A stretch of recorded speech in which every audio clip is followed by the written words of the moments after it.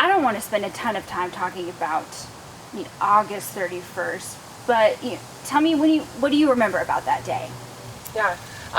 Obviously, the most tragic moments, but really the things from August 31st that stick out the biggest to me are just looking out my car window and seeing who we will always call our heroes. Brad Reese and Kellen Foreman, they were off-duty firemen and paramedics with OFR that were eating at a nearby restaurant, and those two men chose to run on the gunfire that day when so many people, and I probably would have been the same, were choosing to run away from it. And they ran into the sound, and I rolled down my car window, couldn't even figure out what to do, and they kind of just guided us through the rest of what probably wasn't that long, but felt like, all day, forever. Felt like forever. So to me, them, and then Jason Cotton, who was on duty, a captain with OFR, and for him to be walking towards us and help us get an ambulance, and just the different, first responders that were just driving by and just throwing things out their window to Brad and Kellen to help us, and just the people on the street, like a young teenage boy took his shirt off to help stop Anderson's bleeding, and just that the community people that recognized us and rolled down the window, Kelby, do you need help? Are you okay? And I think to me that is kind of what sticks out the most from the actual event of that day. Yeah. Were y'all at a stoplight? Yeah, we were sitting at the stoplight. We were headed to Market Street, so we were heading west on 42nd, just right in front of the Starbucks area. And so just sitting there in the turn lane, and we just pulled up just like any other stoplight, and looked down at my phone, and next thing you know, here comes the bullets. Yeah. What we're doing with our special, and I love like the first thing you said was talking about the paramedics, the people that came to help.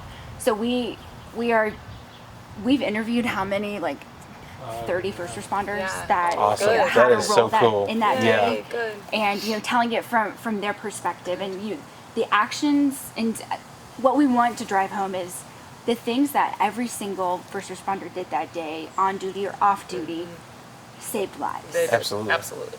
100%. And so I love that that's the first thing that you said. Talk to me about them, how just them being there, everything, it seems by chance, but that's where they were supposed to be. Yeah, absolutely. Yeah, for sure. Yeah, so we 100 believe that God had them there that day, and we have said time and time again that God did not cause any of the events that happened that day, but he does find ways to work through his people, and we strongly believe he worked through the first responders and just people of Odessa that day. And so something that was kind of ironic is I did not know those two men at all. I did not know Bradley Reese and Kellen Foreman before this event, except for just a couple days before that, we had gotten to visit Garrett's brother Ethan at the fire station, at Central Fire Station, so that our kids could see the fire trucks and visit Uncle Ethan, who they love. Our son Rhett is named after Ethan, Rhett Ethan.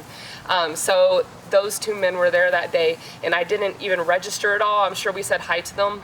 But when I rolled down my window and these men with sunglasses and hats, just in civilian clothing, were there, and they were saying, Kelby, it's us, we're here to help you, it's us. And I said, I'm so sorry, I don't understand, I don't know who you are, And they took off, I think, like their sunglasses and said, it's Kellen, it's Brad, we were just with y'all at the fire station when you were visiting Ethan a couple days ago. We're here to help. And from then it just kind of seems like a whirlwind of kind of blurriness, and everyone just jumped into a job, and that was kind of just a crazy thing too, that it's like God had kind of already introduced them into our lives. They would have helped whoever was in that car that day, but it kind of made it extra special that we had just spent some time at their fire station. Absolutely.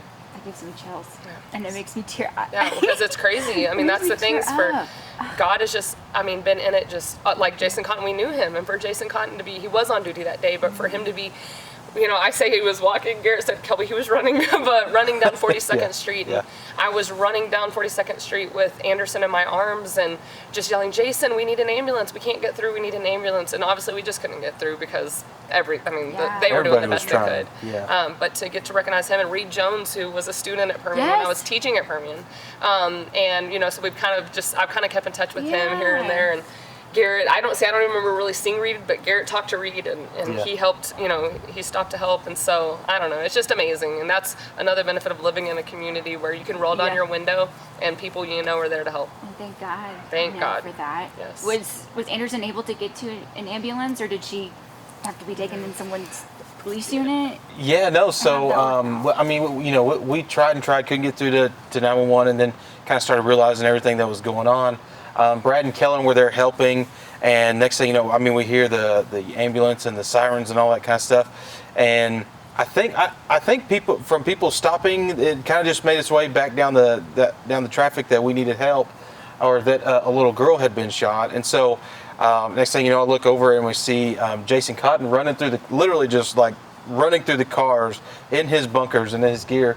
And Of course, he's like RoboCop. Yeah, Yeah, to me, yeah. it was this slow motion. Superhero. Just like walking, but it was like he was just like sprinting, out of helping us. nowhere. And then so I think Kelby kind of realized what was going on about that time, and so the ambulance was about to pass by. They picked up a gentleman just down the street from us, and so Jason literally like jumped in front of the ambulance and stopped the ambulance and threw Kelby and Kellen and Anderson in the back of the ambulance, and they all rode in. And it kind of worked out perfectly because I didn't even know in the back of an ambulance there's almost like a kid car seat that comes out of the wall, kind of like a changing table does in a bathroom. Yeah.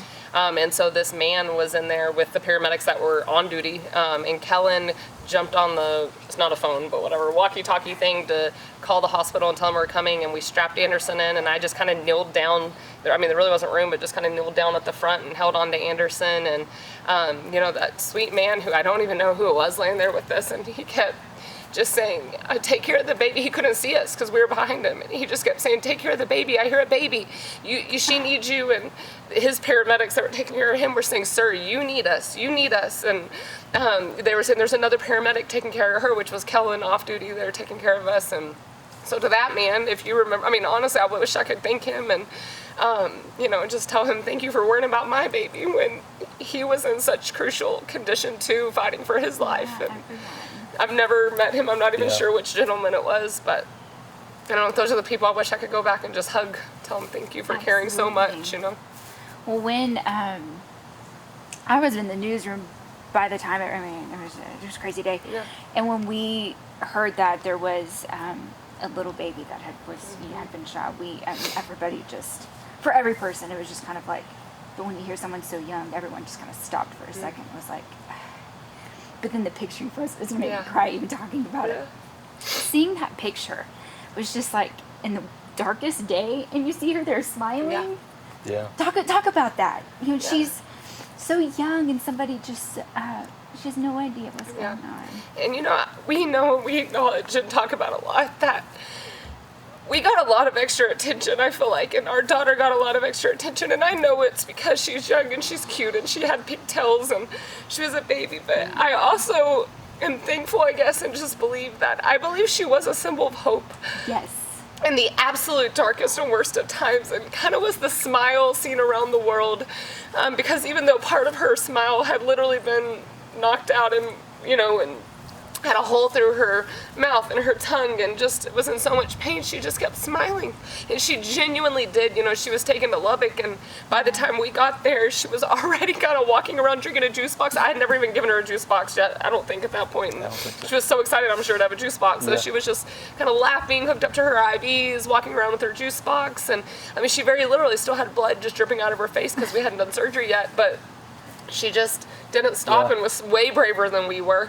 And she had to be in pain. I mean, so much pain, but I agree. We thought the same thing. We walked in and saw her and just thank God. And also she was this kind of beacon of hope that I felt like we clung to, but I'm so thankful that others were able to kind of feed off her energy and smile too. A lot of people, that little photo was just kind of, it was kind of the hope that everybody really needed. The governor talked about her. Sweet. One of the first things that he said, when he came to our community. How has that day, has that changed anything for y'all when you think back? Yeah, I think it's changed a lot. I mean, it just makes you realize, I think just inherently in human nature, you take life for granted.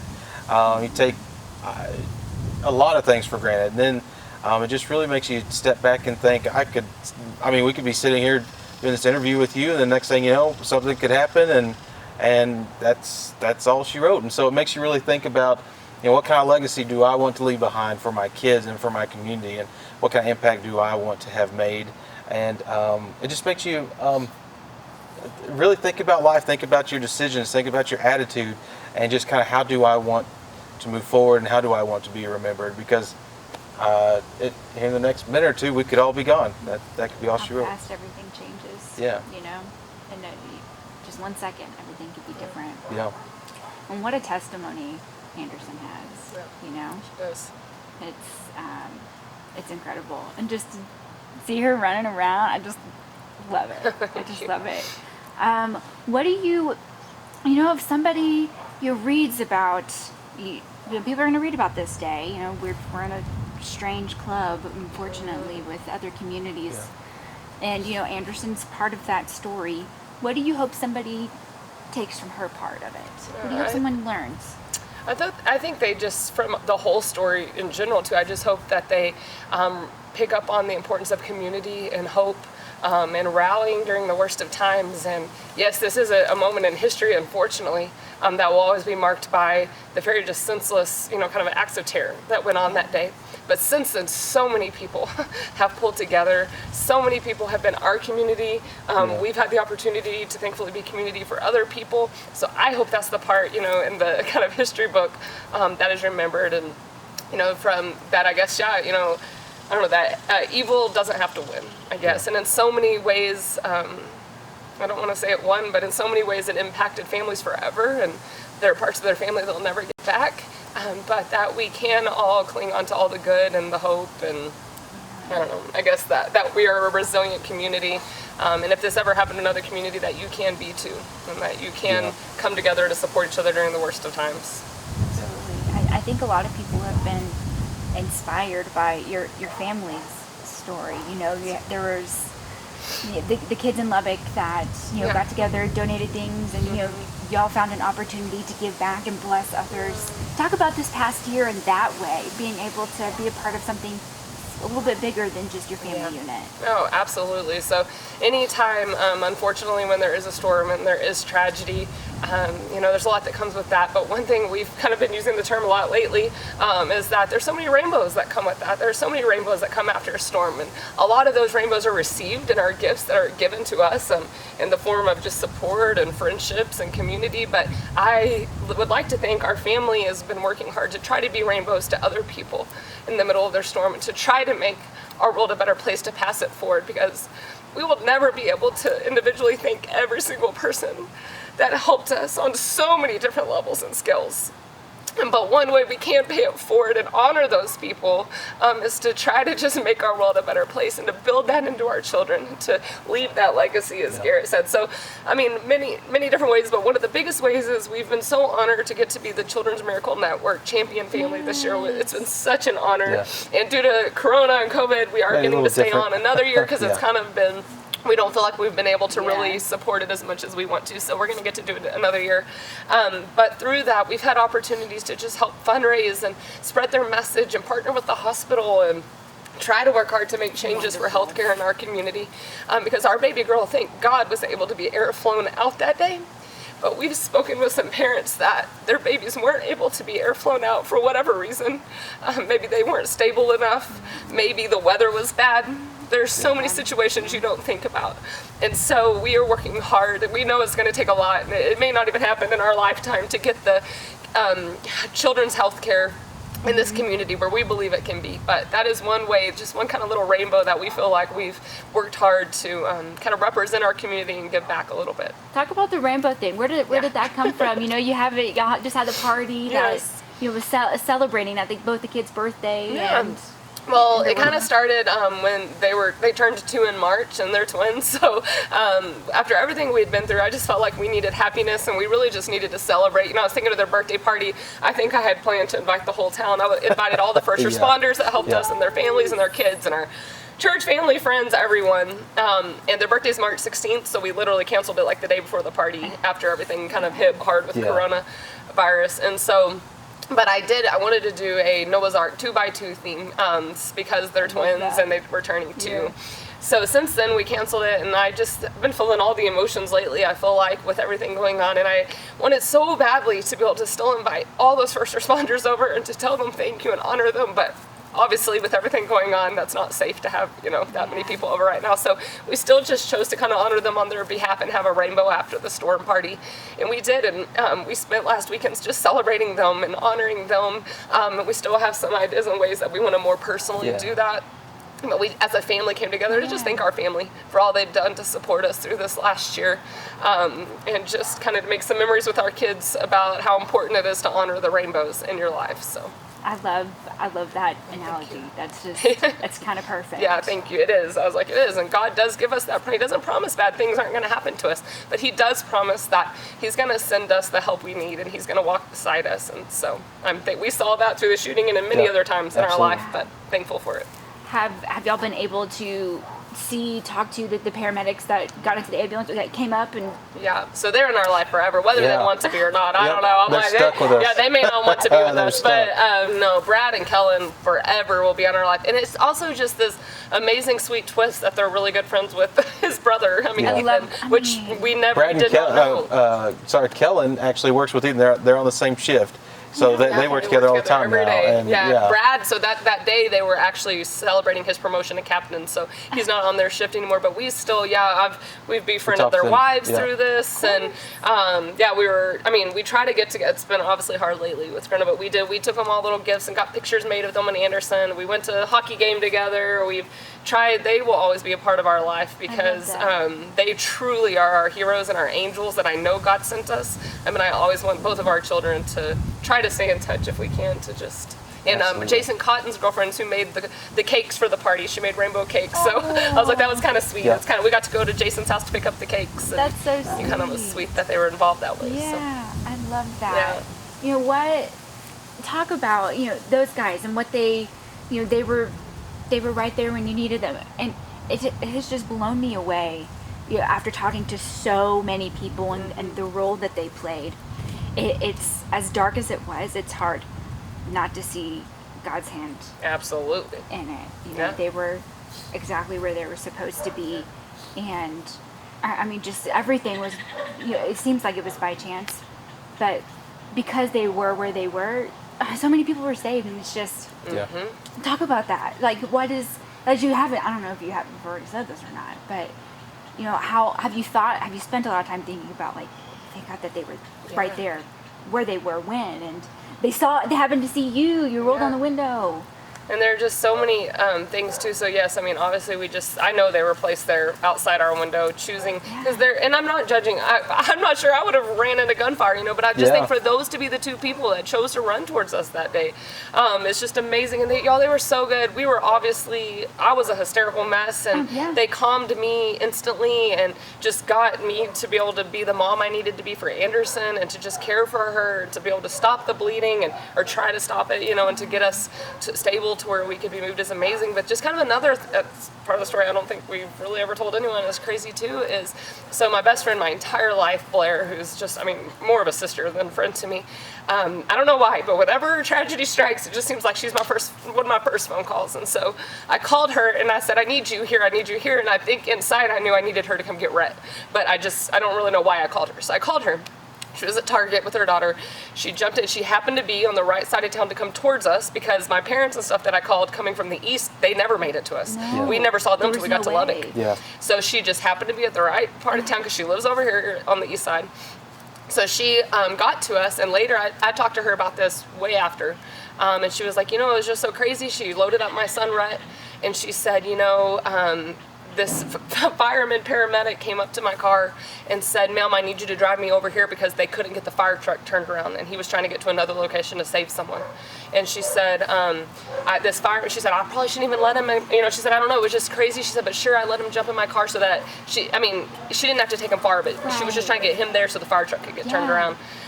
Anyway, so I kind of was like, wow, that's amazing you did that. Thank you so much. And then a couple weeks later, we're standing there talking to Jason Cotton, and he said, you know what was so crazy, Kelby? After we left y'all, I saw this blonde lady, and I jumped in the car with her, and she drove me to go help this other, other person. And I was like, Jason, Rhett was literally in the car with you. Like, you left us in Anderson. She was like on the other side of my vehicle picking up Rhett.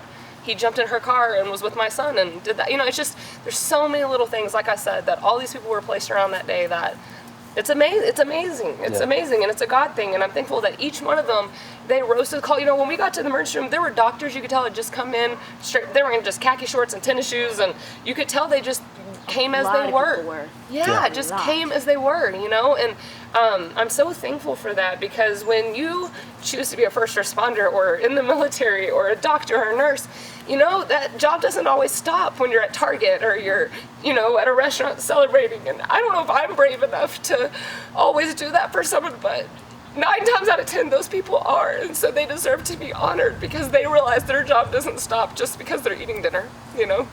And the choices all of those first responders made that day, they did save lives. And when they save someone so precious to you and so important to us, I mean, it's life-changing, and I know they weren't able to save everyone that day, and that's heartbreaking to me. But I'm so thankful that they worked so hard to just do the best that they could and to be heroes when we needed them the most. Absolutely, that's what they are. Yeah, they are.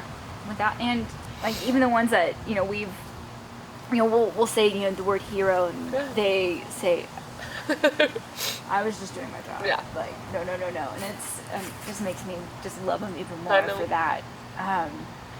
Does it feel like it's been a year? Yeah. It's been a strange year. Does it feel Yeah. like it has been?